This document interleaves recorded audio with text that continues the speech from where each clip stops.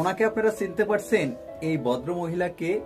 হ্যাঁ, নিশ্চয়ই অনেকে হয়তো ভুলে গেছেন, অনেকে হয়তো আবার চিনতে পারেনি। তার কারণ বলবেন উনি ওই ফারজানা স্মৃতি না? হ্যাঁ, নিশ্চয় আপনি ধরতে পেরেছেন। বৈষম্য বিরোধী ছাত্র আন্দোলনের পরে সেনাবাহিনীর কর্মকর্তা আশিক স্যারের সাথে বিতর্কিতভাবে টাইমলাইনে আসেন উনি। তারপরে শেখ সাদির সাথে আমার মাথার ভিতরে বেশ কিছুদিন ধরে ওনারা এই খোলামেলা কিংবা আপত্তিকর পোশাক পরা দেখে একটা প্রশ্নে শুধু ঘুরপাক খাচ্ছে। সেটা হচ্ছে, আমাদের এই বাংলাদেশটা হচ্ছে শতকরা 95 জন মানুষ মুসলিম। সেই দেশে যদি এই আপত্তিকর পোশাক পরা কোনো মডেলের জায়েজ হয়, কিংবা কোনো মানুষ টাইম লাইনে আসার পরে বিতর্কিতভাবে তাকে আবার মডেল বানানো হয়, এটা কতটা যৌক্তিক? প্রশ্ন আপনাদের কাছে।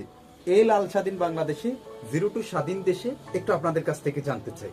আমার এই ভিডিওর নিচে উন্মুক্ত কমেন্ট বক্স, আপনারা যে যার ইচ্ছে মতো মন্তব্য